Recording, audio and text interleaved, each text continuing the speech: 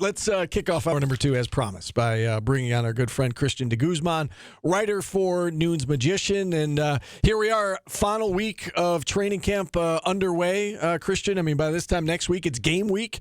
And, we're talking scouting report and X's and O's and the first opponent. But for now, training camp wrapping up. What are your observations? I guess let's go back to last week. Our show was off last week. What have you noticed, I guess, the last week and a half about the team? Well, we're starting to finally get a sense of what the depth chart is going to look like. And I think for a lot of fans, there are going to be some similar starters. Of course, the expected starters that you think are going to start. But plenty of newcomers have made their way onto the depth chart. Of course, the transfers that you might expect, but also the freshmen and redshirt freshmen that have come in as well to make an impact.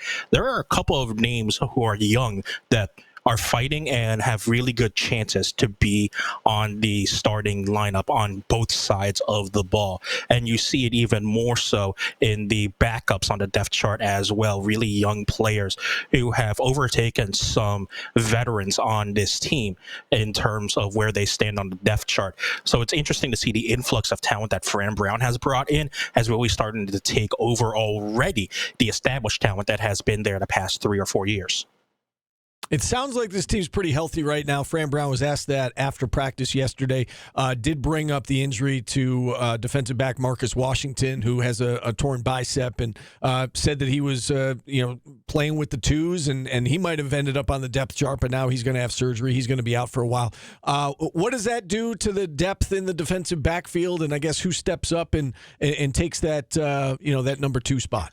So it's interesting because, again, Marcus Washington, I think, at the beginning of the training camp session wasn't, in my opinion, near the twos, and like Fran Brown said, has worked his way up to the backup positions. This is where I think you see a lot of the young players now really starting to come in, because a name you probably thought would be a backup is actually in strong contention to be a starter, and that's Marcellus Barnes, a true freshman that Fran Brown brought in. He's battling, I believe, Devin Grant for the starting cornerback position alongside Clarence Lewis, the Notre Dame transfer. You have Greg Delane, who's been here, who's probably a strong contention for the backup spot, and also Ibn McDaniels, who is a true freshman, who is probably a strong contention for being one of the backups at cornerback. I think those are your Barnes and McDaniels, those 2 young guys really stepping up and fighting to get even a starting spot, I think is very, very impressive to see. All right, as we see that first official depth chart, post training camp, probably on Monday, are you expecting any surprises? Or are there any positions in particular that you're going to have your eye on? I think for people who haven't been following along training camp, they'll probably be surprised and shocked to hear that Enrique Cruz is not among the starters on the offensive line. He was the starting left tackle pretty much the entire last year. Right now, he's with the twos and even working with the guards, because the starting tackles are 2 transfers, the HBCU All-American from Howard and Demetrius Witherspoon, who has moved over to left tackle, and the Colorado transfer in Savion Washington, who's moving over to right tackle. Also on offense, I think it'll be interesting to see how the wide receivers shape up in terms of their stacking on the wide receiver chart, because I think there's a very good chance that wide receiver 1 could be Zeed Haynes, the redshirt freshman from Georgia. You might think it would have been Jackson Meeks, who has the senior priority from Georgia, or even Umari Hatcher, who has the seniority from being at Syracuse for such a long time. But Zeed Haynes has made such a splash at camp that I believe he has a really, really good shot to be the starting number 1 wide receiver. On defense, not too many surprises. I think all of that really amongst the starters is going to be all the same. It will just be interesting to see if Marcellus Barnes can push at cornerback to be a starting cornerback as a true freshman, much like Deuce Chestnut was when he was in a Syracuse orange uniform for the first time.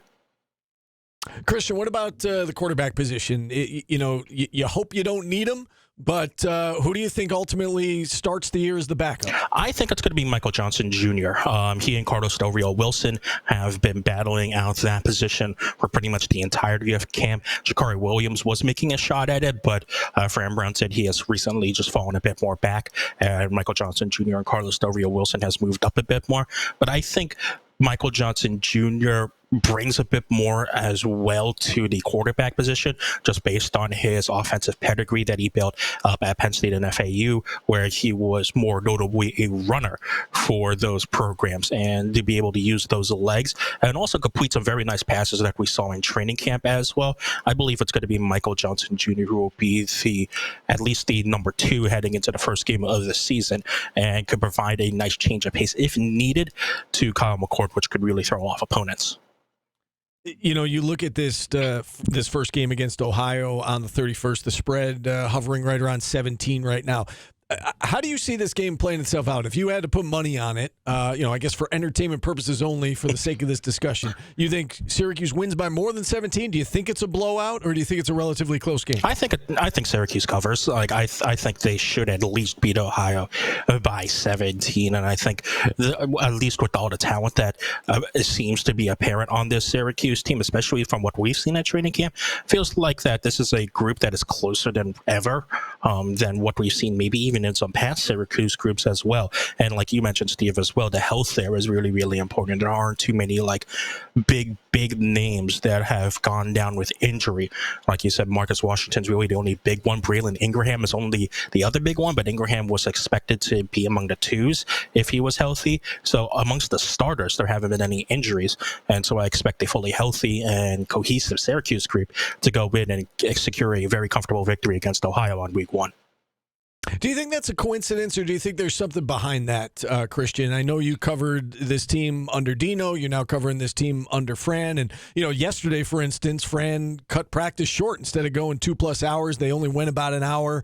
And he said, listen, the guys need to recover. I want them to take care of their bodies.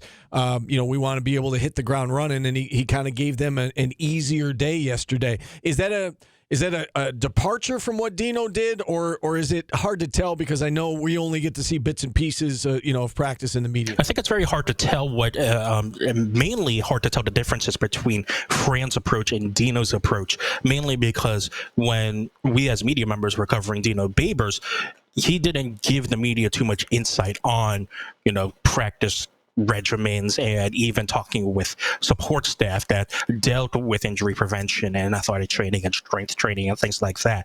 We've gotten a lot of chances over in the spring, the summer to talk with Fran's staff of their strength and recovery and athletic training programs to know how they're trying to prevent injury with players. And we've seen more things in practice that showcase that there is more focus on injury prevention and strength training. Under Dino Babers' system, we didn't really get to see too much of that, so it's hard to tell if there was much of a difference. But from what I can see, and from what we could tell, Fran and the athletic trainers and the strength staff talk almost daily about players and player health and injury prevention and who is hot or not in terms of how much they can go to stay healthy. So I think at least keeping bodies healthy wise, that is a big emphasis under Fran from what we've seen. Hard to tell if that was the same thing under Dino or not, but at least under the Fran Brown regime, injury prevention seems to be a big thing. Yeah, no, that makes sense. And, knock on wood, whatever he's doing to this point, it's been working well. We'll see what happens come November and the end of the season. November was always an issue for Dino. We talked a moment ago about the Ohio game. You said you think they cover. As part of that, kind of a follow-up question to that game, do you think they're going to try to hold some things back? Do you think they're going to try to beat Ohio and do so with a rather vanilla approach to try and keep that element of surprise, I guess, going into the Georgia Tech game? I think yes, but not maybe for the reason of element of surprise. I think it'll be also for the reason of slowly introducing the playbook also at full game speed, because you can only replicate a game so much in team scrimmages and replicate game speed so much in team scrimmages that, again, for most of these players, pretty much all of these players, it's a new playbook install both on offense and defense. So this just might be a case of slowly introducing the playbook over the actual game speed. So while yes, the coaching staff might hide some plays and packages for Georgia Tech and Stanford coming up, I think it's also the case of, okay, let's make sure everyone can at least understand the basics of what we want our playbook to be during that Ohio game in full game speed. All right, that's fair. And then I guess last question for me, Christian. I mean, we talked a lot on the show yesterday, and the conversation kind of spilled over to today about floor versus ceiling. What is your floor? Let's say everything goes wrong, injuries, all of that. What's the worst possible scenario for this team? And then the flip side, everything goes right. What is the best case scenario for this team here in 2024? I think, honestly, if everything goes wrong and injuries are abound, especially injuries to the wrong teams, this is where Syracuse fans have to be careful, because I think the floor can get very, very low for this Syracuse team. I think it can go all the way down to 4 wins if injuries are really, really bad. And because, much like we've seen from past Syracuse teams, the starters are pretty good, but there are some steep drop-offs between starters and backups. And that could play a very, very big role in terms of if things just go absolutely wrong. If things stay neutral, I think you're looking at 6, 7, 8 wins. Ceiling, I think it's 10 wins. It's going to be hard to push past 10 wins, I think, given some of the opponents and some of the blocks in Syracuse's schedule.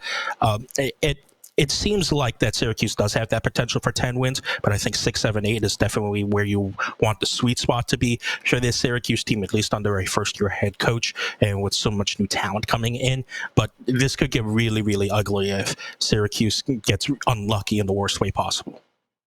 Yeah, 6, 7, 8 wins. That would get them to a third straight bowl game, and I think most people would sign up for that here in year one under a new head coach. Christian, great stuff. Thanks so much for coming on. Enjoy the final full week of camp, and I'm sure we'll talk again soon. Thanks, guys.